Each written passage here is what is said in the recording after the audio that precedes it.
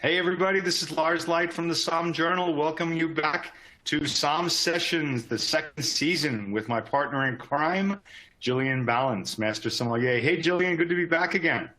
Yes, it is. We took a little bit of a break, but and I hope everybody had a really nice summer. Things are coming to an end here as far as summer is concerned when harvest kicks in. So I'm in Napa Valley. And harvest is definitely underway, although we've gotten a little bit of cool temps to kind of slow things down, which is fitting for today's topic, which is cool and coastal. Are you cool or are you coastal, Lars? Or both? I'm cool. I'm definitely not coastal, Gillian. As you know, I'm broadcasting right now from the hills of Barbaresco. They're not quite ready to harvest yet. It's going to be starting soon. The fruit is hanging, looking very good. And it's kind of fun being here because there are some similarities between Nebbiolo, that is the queen, the king of the grapes here, and our subject today, which is Pinot Noir. They're both a little stingy with their color. They're both very finicky about where they grow, and they don't like to travel as much as I do. So. That's a good point. And I personally, for me, what got me really interested and kind of cemented my wine career, it was from many a great bottle of Pinot Noir. And just nice. Overall being fascinated by the varietal itself and the style of wines that it can produce and its complex nature as well. But let's talk a little bit about the grape variety itself before we kind of dive in a little bit into regionality. And then also, kind of ending with our beautiful Etude Grace Benoist Estate Pinot Noir, which I know that our attendees did not receive a bottle this time around, but we are course correcting. We had some shipping and logistics issues, but know that all of the sessions moving forward through February, we will have delicious wines for you to try from Treasury Wine Estates. Cool. Yeah, and I know that Pinot Noir is an iconic brand for an iconic wine, an iconic varietal for many people. It's always sometimes a little mysterious. I've met many a winemaker, as I'm sure you have, that blame their gray hair or lack of hair on Pinot Noir. But it's been literally a millennia-old problem because Pinot Noir is believed to be one of the most ancient winemaking grape varieties that has still survived to this day. It was documented as growing in France since the Roman era. First written reference was actually by Pliny the Elder, a fantastic historian who wrote about wine. I think he worked for the Roman era version of the Somm Journal. He was writing about it in the 1st century AD. Good beer too. Of course, absolutely. He was good at that. Yeah, that's right. He was not afraid. He was a good drinker. He'd be a good drinking partner. By the 1st century AD, the Romans, my ancestors, had conquered most of Europe, and they were spreading the taste for wine. The Roman legions were planting grapevines everywhere they went. And it's kind of neat. Pinot Noir actually refers to, it sounds kind of obvious, but Pinot Noir simply refers to the grape varieties that are sort of pine-shaped. So Pinot, pine-shaped. And of course, Noir because the color of the grapes are very black. So very simply put, it's Pinot Noir is French for the black pine cone grape variety. It sounds much better just to say Pinot Noir. It's a thick-skinned grape variety like Nebbiolo is, and it prefers cool climates.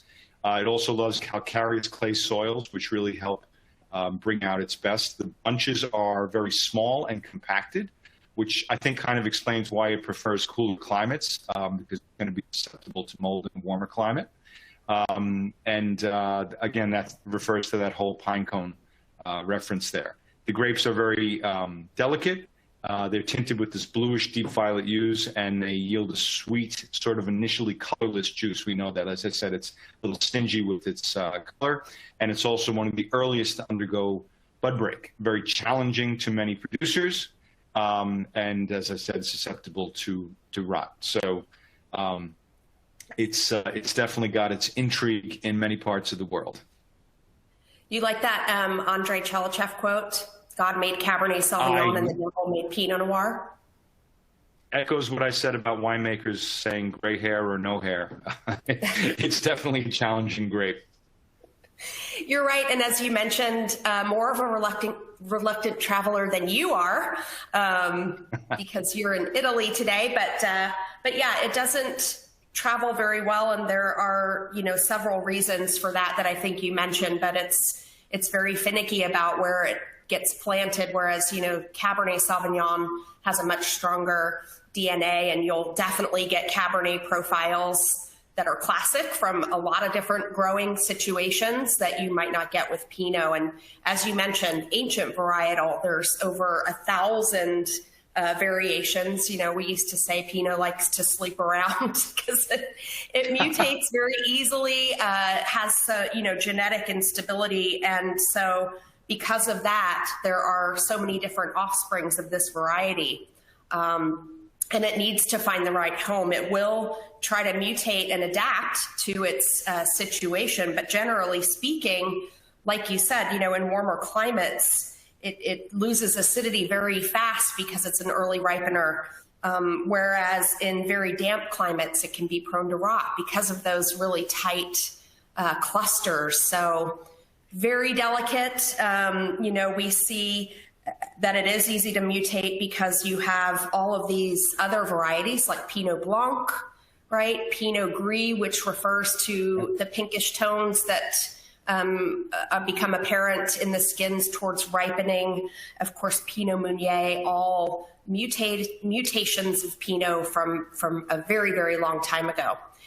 And I would say, you could correct me if I'm wrong, but it was probably in the late 50s, early 60s that clonal selections were brought from France and brought to California and planted all over the coastal areas of California.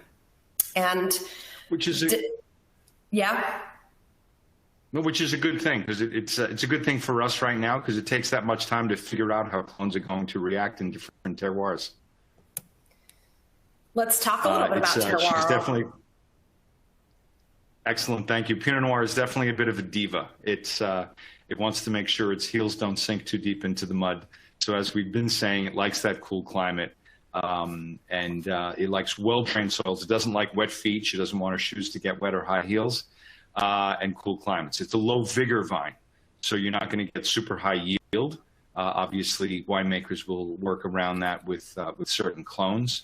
But it's not like Cabernet. Maybe it sleeps around and morphs a little bit. Cabernet is much more gregarious. Cabernet, you can grow Cabernet, as we know, all over the world, and it has a lot of similarities. But Pinot Noir definitely keeps its profile in the handful of territories that it grows in. Yeah, and I just want to remind everybody we're using a little bit of a different format to bring this session to you today. But you can type any questions into the Q&A box, and we will try to answer those live if you have any questions. So what do we mean when we say a clone?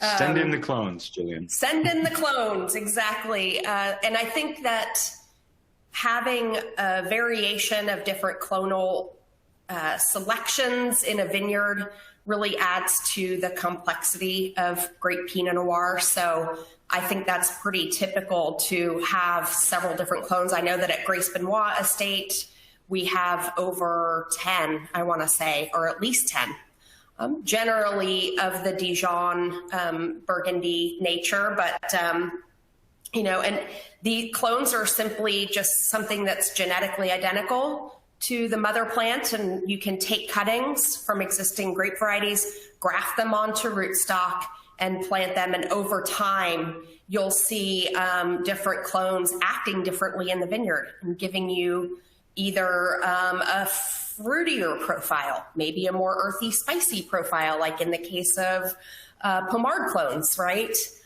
You also get different benefits, different resistances to disease, maybe some higher yielding clones versus lower. So lots of different things that having that diversity and different expressions of clones will give you, I think, a more complex wine. Would you agree with that, Lars? Absolutely. It's sort of like siblings. Brothers and sisters are very much like each other, but they definitely have their differences. They're certainly not twins. Let's talk a little bit about Pinot flavors. Yeah. Yeah, and again, regardless of clones, some of the generalizations that we can make is it's a little bit of a Goldilocks variety too. She wants things just right. If it's too cold, you get excess vegetable flavors, that cabbage and wet leaf that comes out of Pinot Noir. But if it's too hot, like porridge, we lose that delicate flavors. It becomes a little overly jammy. But the climate that is just right is a cool to moderate climate, and that brings out a lot of the red fruit, strawberry, raspberry, and cherry, as well as a little bit of animal, which is never a bad thing. Just a little bit of whether it's barnyard or in Burgundy, or a little bit of mushroom maybe in some other areas, especially like, for example, in Oregon. Yeah, and I think because of all these different characteristics and clones, some of the winemaking techniques can be a little bit different than other grape varieties. So for you, what are some of those techniques that help to really bring out the sensational complexities and flavors of Pinot? Well, again, as we show right here, cold soak is very important because the skin is very stingy with giving up that color. So cold soak is key to get a little bit of maceration to bring out a little bit more color in the wine, depending on, again, your goal. You definitely want to be destemming. And oak aging needs to be very delicately done because you definitely don't want to overpower something as delicate as Pinot Noir with too much new oak. But you do want it to be able to breathe. You want that micro-oxygenation that a used barrel can help a wine open up and breathe and even draw out some of the colors, the anthocyanins that Pinot Noir can be a little stingy with. Yeah, and destemming, whole cluster, do you find that producers in cooler areas will do more whole cluster just to bolster some, tannin or? Of course. Yeah. Yeah. Of course. And again, as with any variety, you always want to make sure that you've got the seeds need to be nice and ripe. You need full phenolic ripeness to make sure that you're drawing the tannins out, the good, ripe, mature tannins, wood tannins, and not green tannins. Yeah. So we just harvested some Pinot Noir at Etude, and John Priest, who is our fabulous winemaker, he likes to use open top fermenters as well to really let some oxygen into the process. And when you walk into the winery and there's several open top fermenters of Pinot Noir, it is such a glorious thing. Smells great. It does. It smells amazing. And, with some very gentle pumping over during that open top fermentation, just the fragrance is beautiful. And I know that he prefers that for making great Pinot Noir. Yeah, no, pumping over is key, I think. Really gives a lot of the elegance to the wine. Absolutely. I love this world map. So this kind of highlights the countries and states where we tend to see the best Pinot Noir coming from, the most suitable areas. And of course, you can see down in the Southern Hemisphere that they all push way far south, right into Tasmania, to Otago in New Zealand, all the way down in the south, furthest away from the equator, because it does get cooler as you move south, which is the reverse in the Northern Hemisphere. But then you can see how far north France, Germany, Burgundy, is almost near Champagne. So very, very cool areas in the more northerly climates, or higher elevation in some cases, proximity to the ocean, things that mitigate and give the right growing conditions for Pinot. But it is the 6th most planted red grape variety in the world. I was a little which is amazing shocked to see that there's only 277,000 acres. That doesn't seem like a lot, but what do I know? I mean, California has about 650,000, so it would be roughly a little bit more than a third of all the plantings in California in the world. But that also is a testament to kind of the difficulties of growing this variety. And let's talk about Pinot Noir's original home, which is the region of Burgundy in France. Very Absolutely. small. I mean, as that last slide just showed, as Pinot Noir has sort of grown on the fringes. And again, not to be bragging, but I don't mind repeating the fact that I'm sitting in Barbaresco. And Barbaresco was pretty much on the same line as Burgundy. Matter of fact, they consider that a lot of their wines, even the white wines further north, they make in a Burgundian style because of the very similar climate. And also that idea you're talking about, how the large number of vineyards in California. Of course, in America, we do everything big. And Europeans tend to prefer things on a small scale. So one of the keys in Burgundy, as it is here in Piedmont, is those small parcels, very special parts of the land that have great limestone in the soil to bring out a lot of the character. This is something that the ancient Romans figured out, and of course the monks picked up on in the Middle Ages. And when the land started going away from the monks and back to the people, everybody picked up on that. And as different families took over the land, and then you had inheritance going down, it handed down from child to child, then you had things broken up and you got into more reason for these smaller lots. And of course, everybody says, well, Burgundy's better on this side of the line. Why? Because that's my line. So it's kind of fun. It's kind of subjective, but the beauty of it is these little individual parcels, and there are tremendous differences from parcel to parcel, literally sometimes from row to row. Yeah, and that's the beauty of it. Absolutely, and thank goodness for those monks of the Cistercian order that established and maintained vineyards during the Middle Ages. And yes, the Napoleon Code kind of started to really parcellate as the land was given back to the people. And, it can be a little, from a wine director's position, hard when you have a producer that makes 12 different wines, because they have a half a hectare in one Premier Cru and a half in another, but they really want to bottle them separately to showcase. Sometimes they do a village blend, but it can be a little confusing. Plus, all of the marriages lead to a lot of hyphenations along the way. So you get some pretty long names. I think the easiest thing to understand about Burgundy is it's basically about Pinot Noir and Chardonnay. So that part's easy.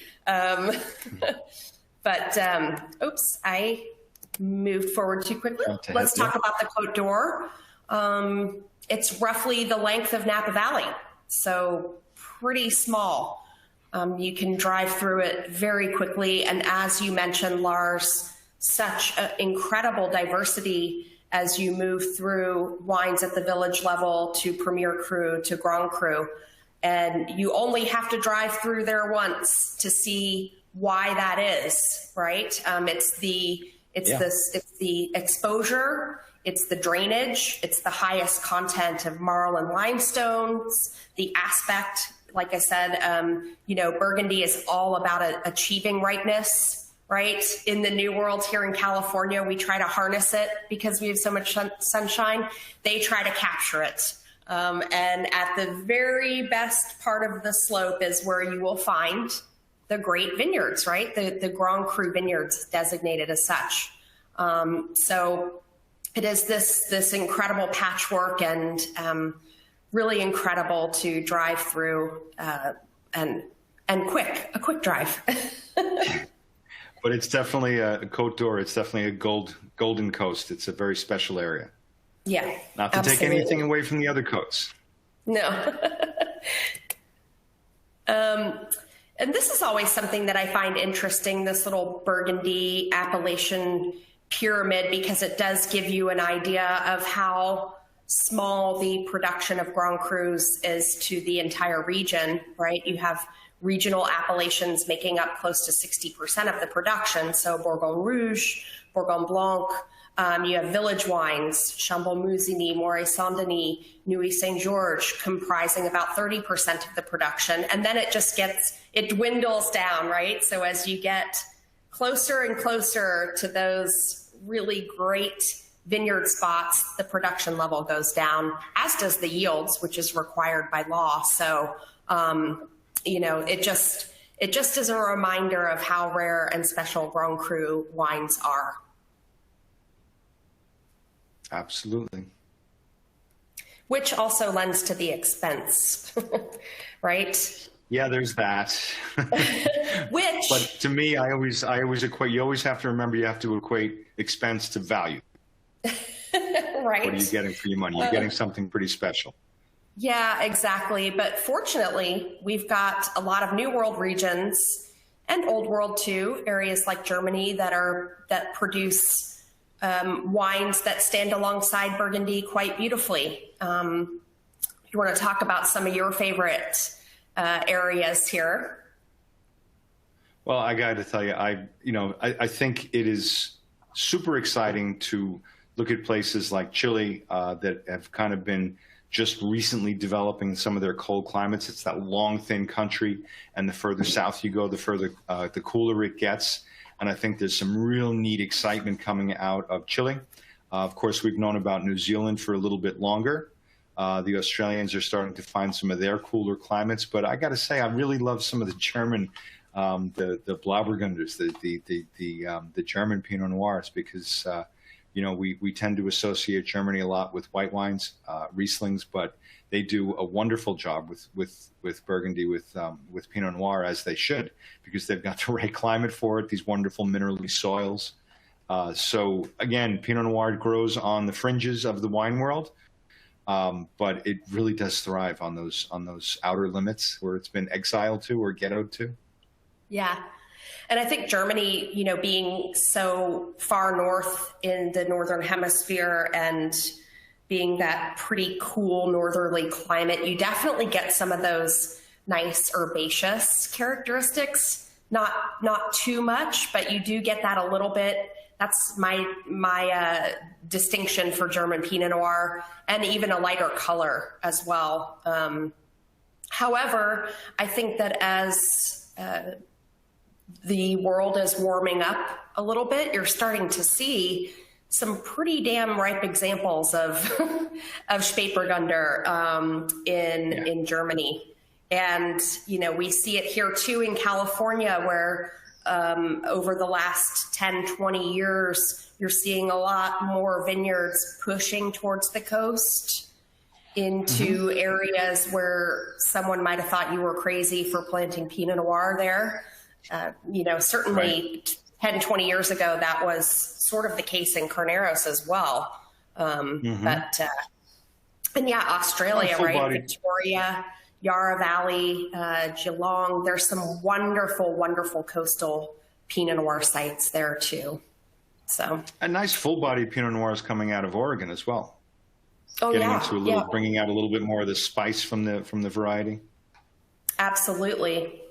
Well, we are going to take our conversation to Northern California, to the beautiful North Coast here, the area of Carneros, where our beautiful Etude Grace Benoist estate is located. And certainly you can see really the proximity to the ocean. It's quite a beautiful vineyard in that, on clear days from the highest points of the vineyard, you can see the ocean, you can see the San Pablo Bay. And you're kind of seeing as well during the early summer mornings, all of this cool coastal fog coming in and kind of blanketing the vineyards. And that is something that Pinot Noir very much loves, especially in a sunny area like California, like Carneros. I love some of these pictures because they kind of depict what life was like back in the late 1800s. I mean, viticulture was pretty healthy back then, pre-phylloxera and pre-prohibition. Carneros was kind of San Francisco's garden. A lot of farmers flocked to this area, get it? To raise sheep.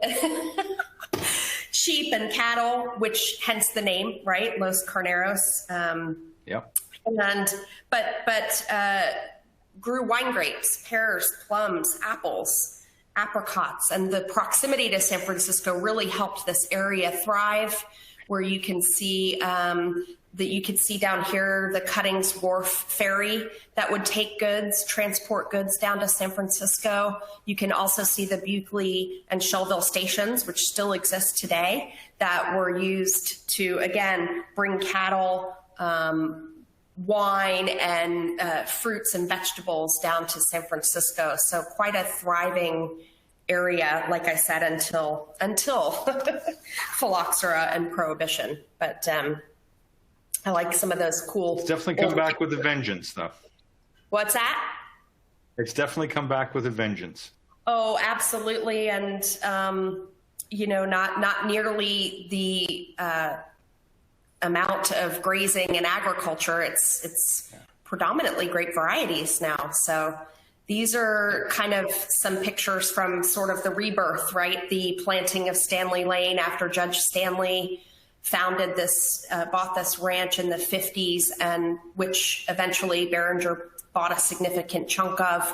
The beautiful winery Lake Vineyard that Andrei Chelichev was, very big into experimenting down in the Carneros region, not just Rutherford, but certainly convinced the powers that be to plant a significant amount of Chardonnay and Pinot Noir, to which we still farm to this day. Of course, Louis Martini's pretty famous for all of the clonal trials that he conducted and subsequently planted at Stanley Lane. So, and then of course we talk a little bit about sparkling wine investment. So in the 70s, and if you've driven up Highway 121, you see Domaine Carneros by Tattinger, you see Mum's Vineyards, you see Moet and Chandon Vineyards. So they were very big on this area as a cool climate.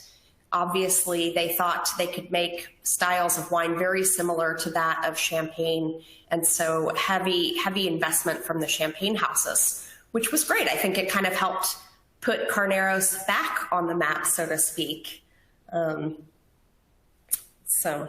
Yeah, nice. Okay. And then, of course, it's established as an AVA finally in 1985.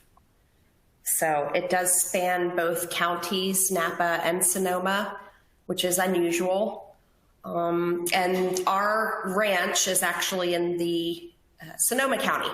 So very important. When Tony Soter founded Etude Winery in the early 1980s, to suss out the very best terroir for growing Pinot. And this is where he decided to plant 500 acres in partnership with Treasury Wine Estates at the time that we were kind of assuming the brand and growing it. Lots of soil types here, several variations of different clays, alluvial soils, some of a volcanic nature as well, and a sustainably farmed vineyard. Like I said, 500 acres planted. John Priest likes to call it 7 vineyards in one. It's this incredible little patchwork, as you can see by the map, just based on the land, creating a sustainable environment for the wildlife habitat that exists there on the ranch. Whilst, growing the very best Pinot Noir that we can. Also Chardonnay and Pinot Gris. Sounds kind of Burgundian to me. Yeah, it does. There is a question about whether the slides are available after the session. So yes, they are. It is the same link that you used to sign on. It will be a recording of this this session today. So, and I'm also going to remind everybody that this session is also going to be available on sommjournal.com, and I believe on SommFoundation.com as well. So let's get to tasting. I wish that we could have John Priest here to talk to us about these wines that he's crafting from the Etude Grace Benoist estate. I think, really this is what Carneros is about when you put your nose in this glass of Pinot Noir. I don't know about you, Lars, but I find some really significant distinctions in coastal Pinot Noirs throughout California. Russian River can tend to be a little bit more of that riper, strawberry kind of raspberry characteristics, where for me, Carneros is usually about, it's about a little bit more restraint and earthiness in the fruit characteristic. But I don't know, I'd love to hear your thoughts as well. No, absolutely. Again, it's definitely mimicking a little bit of that that Burgundian model, having some more of the minerality, that beautiful, cool climate that is challenging to winemakers, but I think it's can be very rewarding in this area. It gives it a little bit of some herbal characteristics as well. Yeah, and as you said, restraint, and that's, to me, that's the key of Pinot Noir, is restraint. Absolutely. This wine definitely has a little bit more of that kind of tart cherry, tart cranberry, pomegranate note on the nose, but definitely not lacking in weight or substance, but just having that slightly underripe character, which I really, really do love. And what's unique about not just this property, but the approach at Etude, and I encourage everyone, when you're in California next or up in Napa, to visit us there. John Priest does a study of Pinot Noir tasting, where he is crafting Pinot Noirs from 6 different terroirs and makes them exactly the same way, so that you can really see how transparent this variety is and how much it represents where it is grown. So very, very different from kind of the sort of what I like to call that crunchy sort of blue and dark fruit that you get from down in the Santa Rita Hills area. Very different up on the Sonoma coast, where you're getting into more, red fruits and a little bit richer profile. For me, Carneros always has a little tiny bit of a vegetal character, which I really like. It reminds me of when you grow tomatoes in the summer and you touch the stalks and you smell your hands, you get that really unique sort of profile, which I love.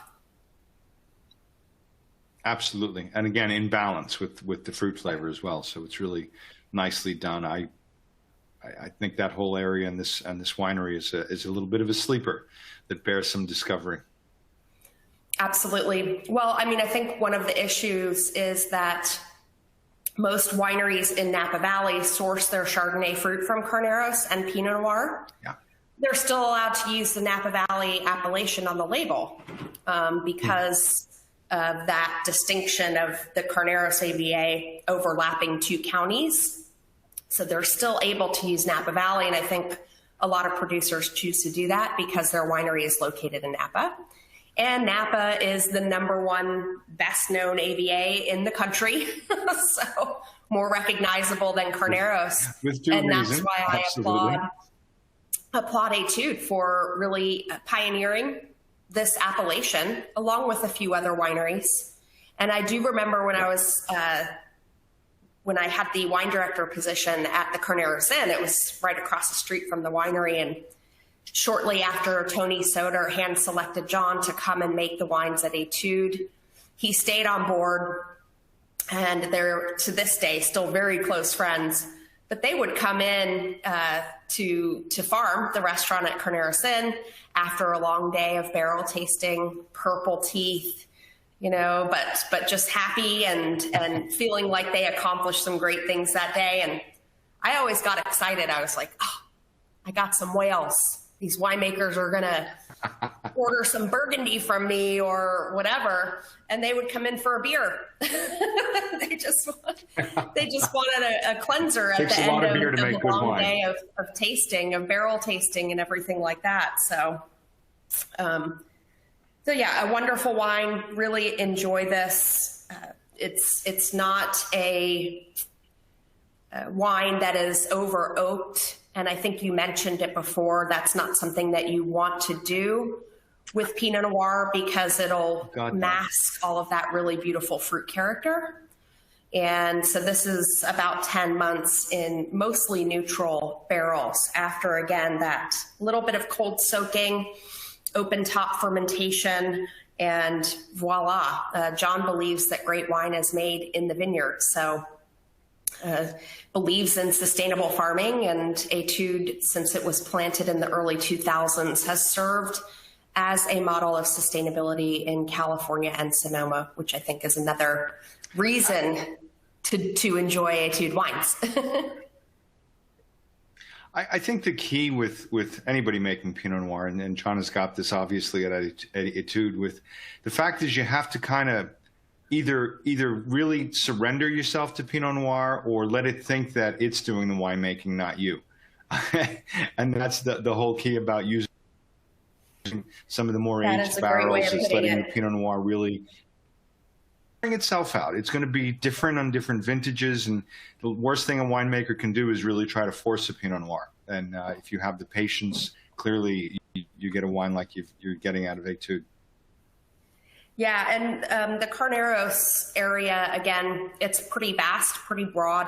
There's a lot of diversity in the soil type, and I think it was really Tony's mission, again, to find an estate that had a complex variation of soils, more of the clay, loamy, alluvial combinations, and there are several at Grace Benoist Estate.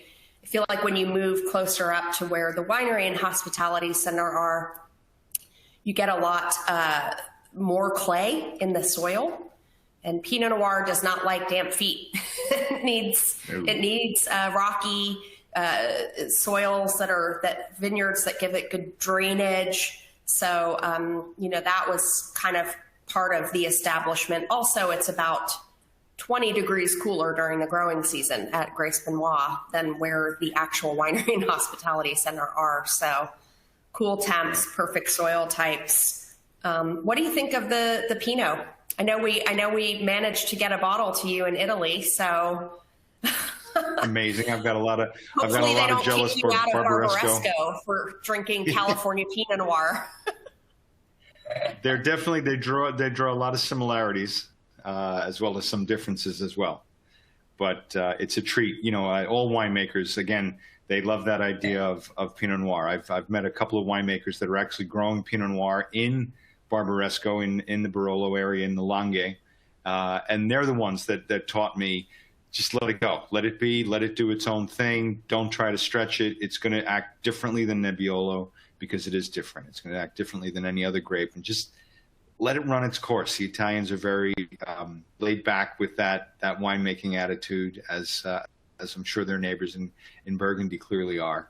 But the wine is really a beautiful wine. And as you say, I think the whole key with this is restraint. It shows great restraint, which the Italian winemakers love and respect. Fantastic. Well, this has been a wonderful session. I love speaking to you as always and interacting with you. We picked a great topic today. And we have another great topic coming up on October 18th, sustainability, featuring our luminous Oak Knoll Vineyard Chardonnay from Beringer. So stay tuned for that. I think Treasury Wine Estates, we are kind of the role model for sustainability within our vineyards. Everything is sustainably farmed, but sustainability doesn't end in the vineyard. You take it into the winery. It's all about protecting your resources, very, very valuable resources these days, and our community, our people that work in the vineyards and wineries as well. So stay tuned for that. Let's get to some quiz information, Lars. Yes, absolutely. This has hopefully been worth paying attention to, not just for the great information that Gillian and I have been offering you, but you can review this recording and you can take a quiz, which will give you some opportunities. We have 3 scholarships, $500 apiece. You get a year's access to Somm Geo, created by Somm Greg Van Wagner, which I think is a wonderful. I always call it it's where Google Earth meets the wine world. It's a fantastic tool. Really helps you get your head around, traveling with Somm's all the time. You can read a lot from a book, but when you get the lay of the land and you see the geography, it makes a huge difference. And SommGeo helps you do that. It's the next best thing to traveling in wine country. It gives you the lay of the land. And you also get a chance to attend Crush Camp, which is a great opportunity. So there are rules to that, though. You're only allowed to make one attempt. You don't have a time limit, but you only get one shot. And if we do find different or same test results coming in from the same IP address, you're going to be next. If you've got somebody with you working on the same computer, either try to use a different IP address or let us know about the situation. But because otherwise, if we see two test results coming in from the same IP address under different names, it's going to get automatic. Both of them are going to get automatically disqualified. So please keep that in mind. Whole key is the most correct answers in the shortest amount of time. We're not setting a limit, but we're encouraging you to go through it as quickly as you can, and it's got to be done by noon Pacific tomorrow, the 21st of September. So good luck with all that, and as Gillian said, she and I are going to be back on the 18th, and I believe there's a link to that in the chat, correct? So people can jump on that, and I know it's going to be sent out as well by SommFoundation. So you'll have the opportunity to register, and the first 50 registrants are going to have the opportunity to have wines to taste with us. So you don't just have to look at us doing this, but you get to join us doing this. So cheers, guys. Cheers. And we were hoping to be live and out in your markets by this time, but things happen. So stay tuned. Hopefully we will be able to bring this program live again early next year. So we always 2022 on the road. Yep. We always appreciate your participation. We appreciate the fact that we get to interact with our very precious sommelier community. We love you all. And this is a great opportunity to win $500 just to go towards your studies or use for an examination fee. So we hope that you take advantage and hope that you have enjoyed the session. Lars, you are a wealth of information. Always love presenting with you. And we will see everybody next time. And if you did put a question in the Q&A and we didn't get to it, we will be sure to reach out with answers. So thank you again, and see you hopefully on October 18th with a beautiful bottle of Chardonnay in hand. And we will be talking about sustainability. Love the subject. Fantastic. And you got to guess where I'll be. You never know where I'm going to turn up. All right. Thank you, Lars. Thanks, everyone. See you soon. Thanks, Gillian.